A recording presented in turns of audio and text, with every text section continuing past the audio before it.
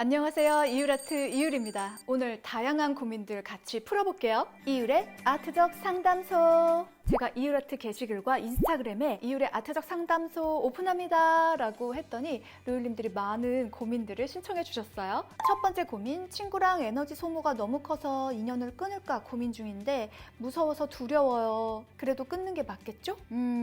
이건 의외로 쉬운 해결책이 있어요. 궁금해요? 친구랑 거리를 두고 싶을 때 선언하지 말고 그냥 자연스럽게 멀어질 수 있어요. 아무 일 없이 그냥요. 나 요즘에 몸이 좀 피곤해. 그래서 그런지 좀 혼자 지내는 게 좋더라. 요즘 밖에 나가는 것도 귀찮아. 등등 상대 친구를 직접적인 배척 없이 멀어져 있다가 시간이 지나고 내가 다시 그 친구를 되돌아봤을 때 그때 되면 또 나의 가치관이 달라질 수도 있잖아요. 그때의 그 친구를 다시 돌아보면 과거의 나의 판단이 맞았는지 다시 알아볼 수가 있어요. 그 친구가 다시 그리워지면 아무 일 없이 다시 만나게 될 수도 있습니다. 왜냐면 내가 직접적으로 너와 절교야, 난 너가 싫어, 너와 거리를 두고 싶어 라고 배척하지 않았기 때문이에요. 모든 관계는 잠시 휴식이 필요하더라고요. 비단 그 친구뿐만이 아니라 모든 사람 다 포함입니다. 저의 경우에는 제가 진짜 존경하고 친하지만 자주 연락하지 않는 친구가 있어요. 몇 년에 한 번 다시 연락을 하거나 만나도 우리가 매일 보던 그때의 스탠스로 돌아갈 수 있는 친구입니다.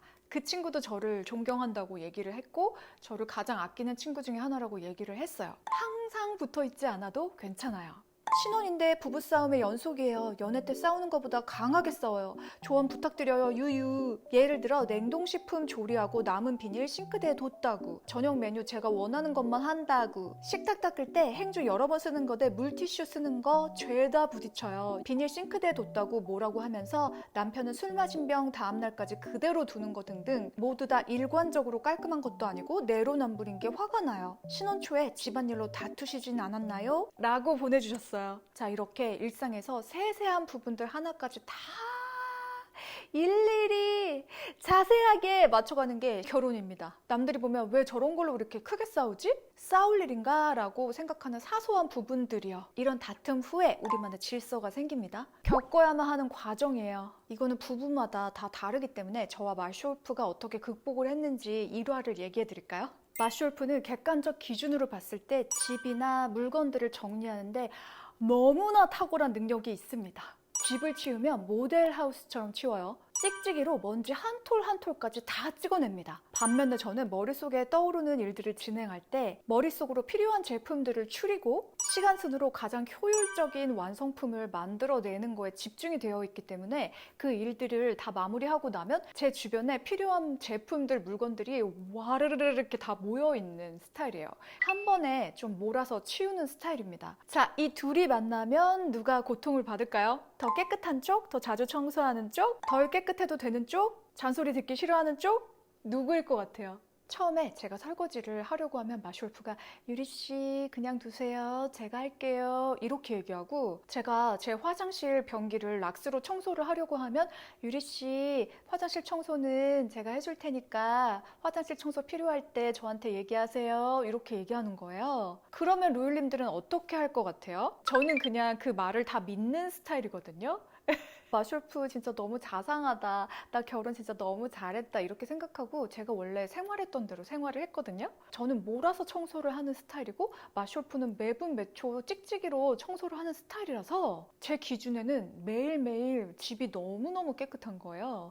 뭐 더럽다고 느낄 순간이 없는 거예요. 근데 반대로 매일매일 청소하는 마쇼울프 눈에만 더러운 게 보이는 거예요. 마쇼울프가 그거 하지 마세요, 제가 할게요 이렇게 말은 했지만 그게 겉으로만 말을 하는 거였더라고요. 그러니까 그런 부분들이 저는 너무 적응이 안 되는 거예요. 아니 어차피 내가 하길 바라면서 왜 그렇게 얘기를 했지?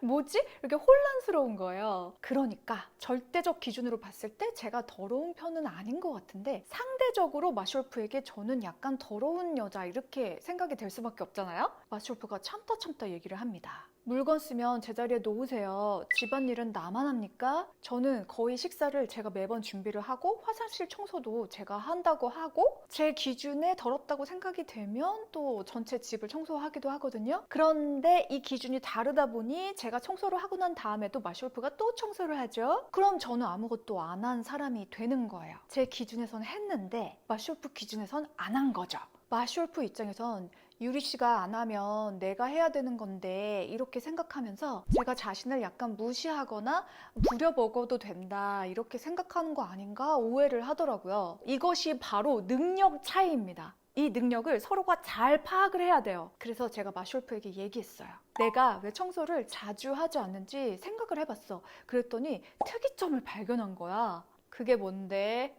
우리 엄마가 청소를 너무 잘하시거든? 집이 항상 깨끗한 거야. 그래서 내가 어릴 때부터 청소를 한 적이 없는 거야.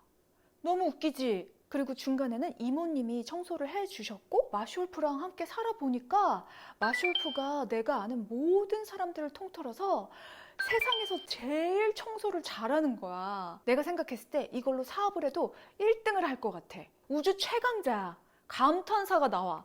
슈퍼맨인 것 같아. 이 분야에서. 그래서 내 눈에 항상 깨끗해 보이니까 더러워 보일 때만 청소를 한 거야.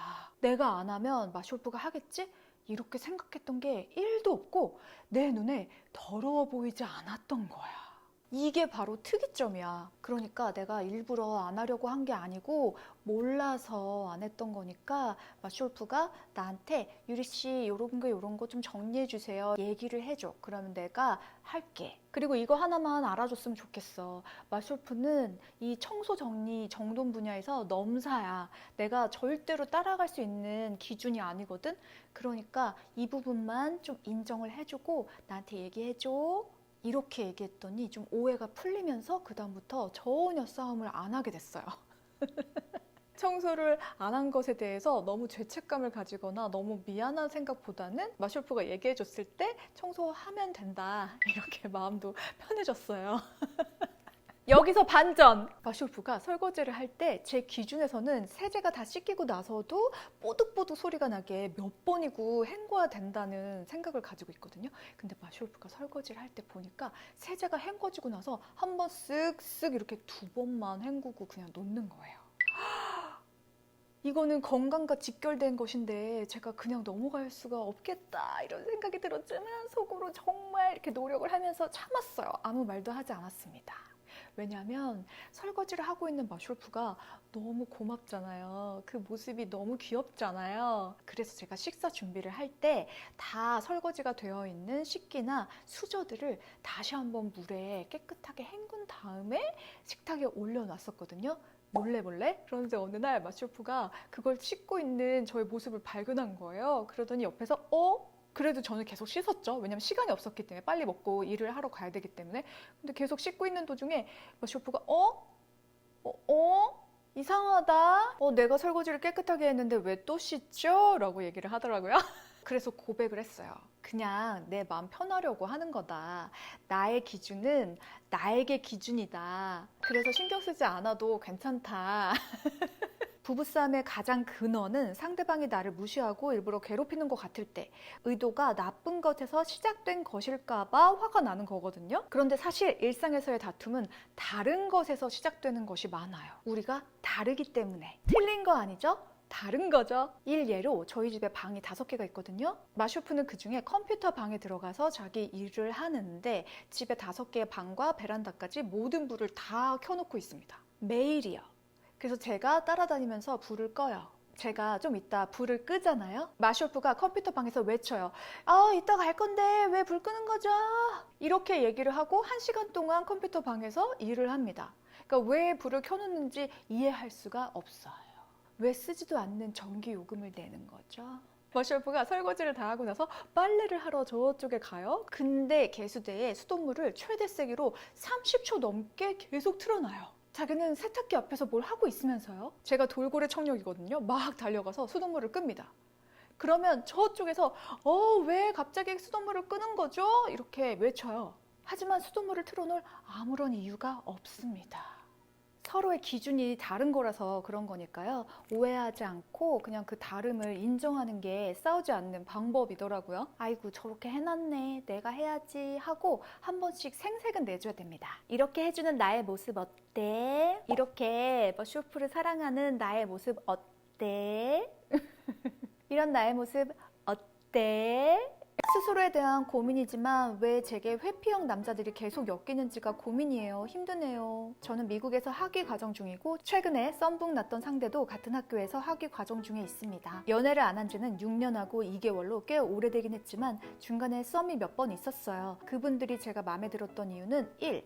제 앞에서 좀 뚝딱거리는 사람들이 귀여워 보이고 맞아요. 이거 너무 귀엽죠? 2. 허세나 허황된 꿈을 갖지 않고 현실적으로 본인의 일에 있어 책임감을 갖고 일한다는 점이었습니다. 3. 그리고 그분들이 본인 감정에 취해서 막 돌진하고 저를 어떤 목적 달성의 대상으로 보는 것 같지도 않아서 좋았었어요. 그러한 이유로 천천히 긴 시간을 두고 이야기를 해보면서 상대가 어떤 사람인지 알아보려고 했었습니다. 그 사람들의 과거는 어떠했는지, 무엇을 중요시하는지, 저와 대화의 결은 잘 맞는지 등등이요. 한편으로 감정이 천천히 커지는 제 입장에서 그분들의 감정 속도는 다른데 연애, 결혼 관련된 얘기, 예를 들면 해외 박사과정 중에 연애하면 학위과정 실패하고 돌아간다던데 조심해, 또는 내가 아는 군대 선임이었던 동생은 지금 결혼해서 애 낳고 박사 졸업 예정이야 등등이 나올 때마다 조금은 부담스럽기도 했었고 동시에 마음을 여는 속도가 느리다 보니 고민이 들기도 하고 그랬었네요. 그러다 시간이 지나서 상대를 사람으로서 어느 정도 파악을 했으니 이젠 이 사람을 더 깊게 알아보고 싶다 할 때쯤 되었을 때 은근히 깊게 알아보고 싶다는 뉘앙스를 넣으면서 시도를 했는데 그럴 때마다 상대방들이 갑자기 차가워지더라고요. 전 여기에서는 연애할 생각이 없어요 라고 하고요. 그때마다 당황했던 것 같습니다. 현재 연애라는 변수가 제게 많은 영향을 줄 수 있는 것이기 때문에 신중하고 싶다는 의사를 상대에게 종종 표현을 해왔었고 오해하게끔 말을 했다면 이야기를 잘 전달해보는 것이 좋겠다라는 생각이 들어서 먼저 저 한국 가기 전에 밥 같이 한번 먹어요 연락을 했었지만 상대방의 바쁨 이슈 때문에 밥을 못 먹고 한국에 들어왔습니다. 지금은 여름방학이라 덜 바쁠 때라서 4, 5일 전에 여름방학 잘 보내고 계세요 하고 연락을 보냈더니 지금까지도 읽지도 않고 답장도 안 하네요. 나름 감정 교류가 있던 사람인데 저렇게 안일십으로 회피하는 것은 예의도 아니고 최악이다. 이번에도 조금만 깊어지려고 하면 감정적 책임감을 지기 싫어서 도망가 버리는데 왜 이런 일이 연달아 생기는 거지? 이런 생각이 들더라고요. 분명 잘해보고 잘 마무리 지으려 노력도 하려는 나인데 왜 나와 감정 기류가 있던 상대들은 저렇게 무책임하게 도망가 버리는가 하면서 회의감도 들었고요. 또 동시에 내가 남자를 볼 때 늘 신중하려고 하고 책임지려는 것에 의미를 아는 사람을 좋게 보았기 때문에 그런 사람들을 옆에 두었던 건가 하는 생각도 들었고요. 그래도 연속해서 회피형을 만나고 이렇게 썸붕을 겪으니 처음만큼 힘이 들지도 않고 사람을 알아보게 되는 해안과 경험을 얻게 되었다고는 하지만 내가 나의 어떤 부분을 바꾸고 깨달음을 깨우쳐야지만 덜 힘들게 만드는 사람을 만날 수 있을까 하는 생각이 드는 요즘이에요. 이렇게 보내주셨어요. 자, 우리가 썸을 탈 때 어떻게 해야 하는가 알려드리겠습니다. 썸을 탈 때는 항상 긍정적인 신호를 보내야 돼요.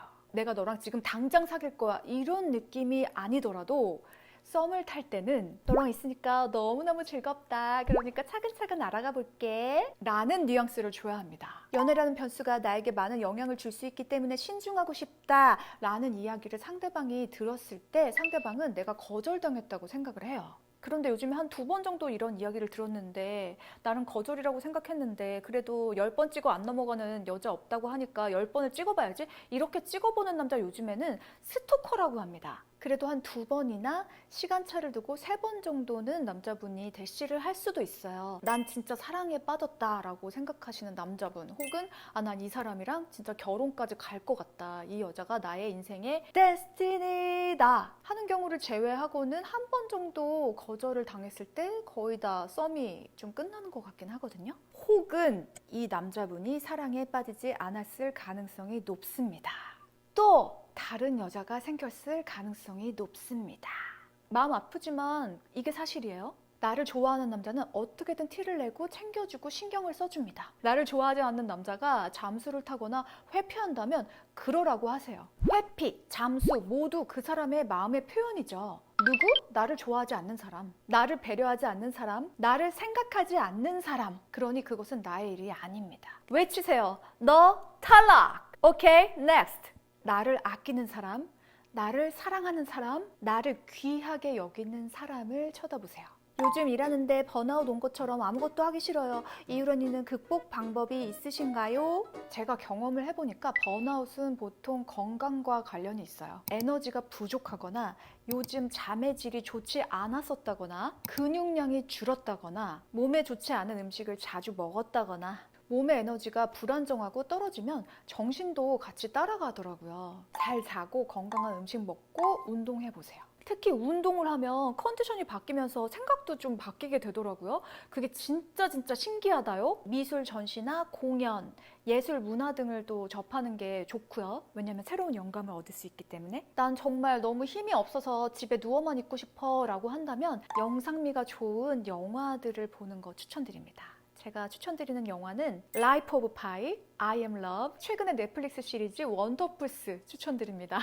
그리고 자연 속에 머물러 보는 거 좋더라고요. 수험 생활 중인 99년생인데요. 인생이 멈춘 느낌이에요. 이 기간이 연장될까봐 너무 두려워요. 맞아요. 우리 N이라서 이런 거예요.